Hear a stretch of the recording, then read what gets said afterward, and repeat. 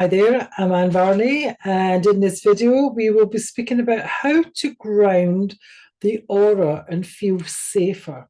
And by the end of this video, you'll know what is grounding, why we need it, the benefits of grounding, different techniques of grounding the aura, and how to tell if you're not grounded and grounding yourself after an emotional outburst or energetic release.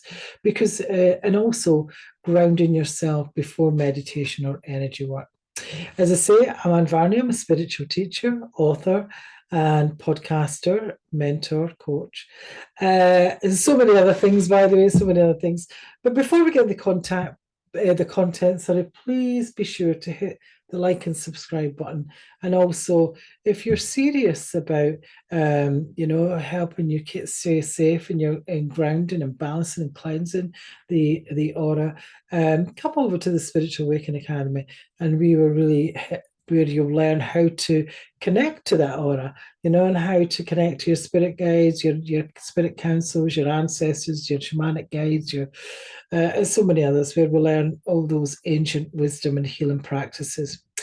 So please, there'll be a link down below for that. So without further ado, let's get into the content. So grounding the aura, feeling safer. Now, the aura is an energy field that surrounds the body. It can be seen by some people as a light around the body, and the aura can become ungrounded when we feel overwhelmed, stressed, anxious, depressed, suicidal. And this can really cause problems in the health, within our health and our well-being. And there are ways to ground the aura to keep it healthy. One way is to connect with nature, going and walking, spending time outside in nature, swimming, hiking, walking in nature, and all great things to really ground the aura. You can also use crystals to help you ground your aura. Amethyst, black tourmaline, snowflake, obsidian are all great crystals. Hematite as well was good for grounding. And you can use visualized techniques to help you ground your aura.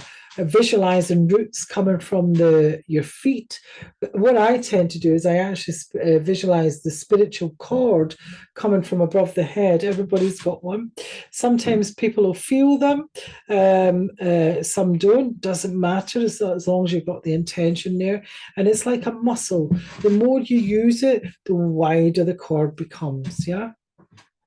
So, and it's a great way to allow the energy from source energy to come through, and then I just allow it to come all the way down my energy centers, and then I'll allow it to come over through my legs and down to the through the heels of the feet. When I'm bringing the energy down, it's always through the heels of the feet, because when the heels are to release energy that no longer serves you, and bringing it up through the pads of the feet, which brings in clean, fresh energy. And get yourself into a habit of doing that, because it really does help. But bringing those roots into the earth and just allowing yourself, sometimes even just imagining a silver cord onto your toes and taking it down into the core of the earth to keep you grounded in this in earth. Because what I find with a lot of people who are on a spiritual path is they are ungrounded. They do like to, especially if they're meditating all the time, and they prefer to be in the other realms, which quite rightly so. I can totally imagine, understand that, because it's such a fascinating place to be. But really, you've got to be grounded in this reality, because being grounded in this reality stops the overwhelm, the stress, the anxiety, all those things, low-level emotions that we all sometimes feel. So that's a good way, and doing this every day, every single day. As I say, imagine the energy coming in, and people say, "But I don't have time. I don't have time." 2 minutes, 5 minutes. It's all it needs. It's all it needs. And how wonderful would it be for you to that you could always stay connected to your spiritual side, and your auric field.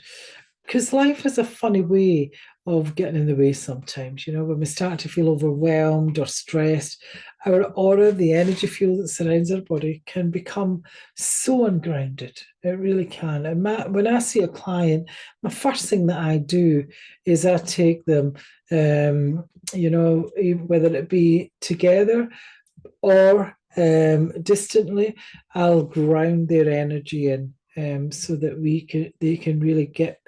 They're not in their head, because when you're in your head, that's when the ego is there and it's running the show. And my job is to get people into the heart space so that they can really be grounded, really grounded, and have a lovely, healthy auric energy field. And also going and doing things, exercise, swimming, hiking, walking, simply being out just outdoors. It helps massively. Helps massively. I can't explain that enough. And sometimes also is, especially if you're in front of, say, I'm always in front of a computer, but I actually have. I usually have a selenite one, but I always tend to give them away to people that need them.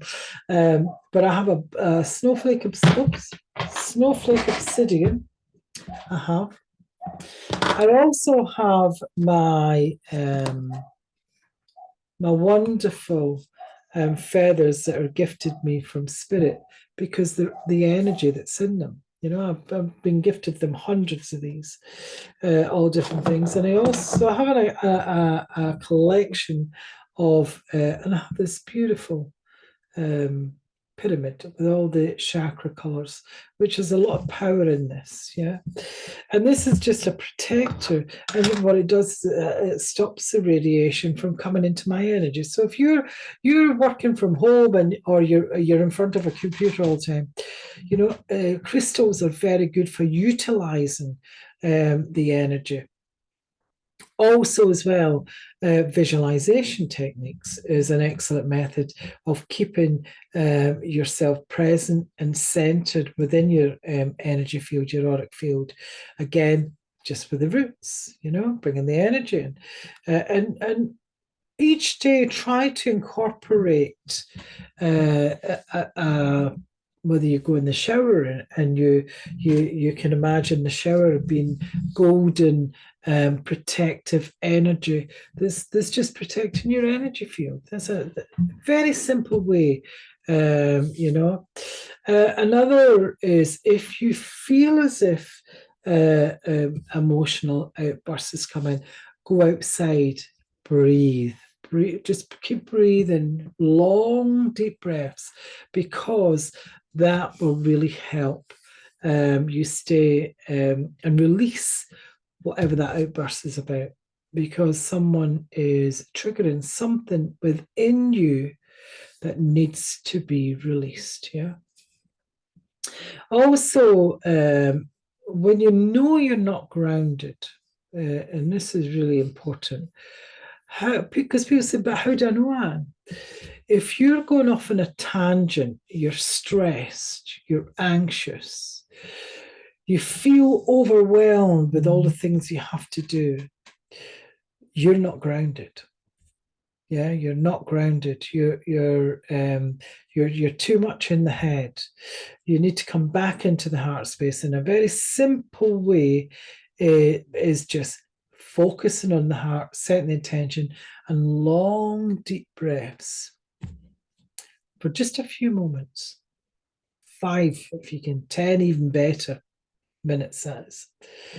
Because what it'll do, it'll just help everything to just relax down and ground the energy. And as I say, bring the energy through the spiritual cord, through the energy centers, just releasing what no longer serves you. And what I also do as well is, if I've had a particular client that's been, there's been a bit of emotional outburst coming out or what have you, of sadness, of grief, or anger even. It doesn't really matter what the emotion is. What I'll do is I'll actually just imagine the energy coming in from the spiritual cord, and I'll bring it down to the heart space, and I'll expand it out to the heart space, front and back, and with the intention that I'm actually filling my energy centers up, my auric field up, to allow me to ground fully so that I'm not taking other people's energetic outbursts on. As I say, I'm Anne Varney. Hope this video really helped you.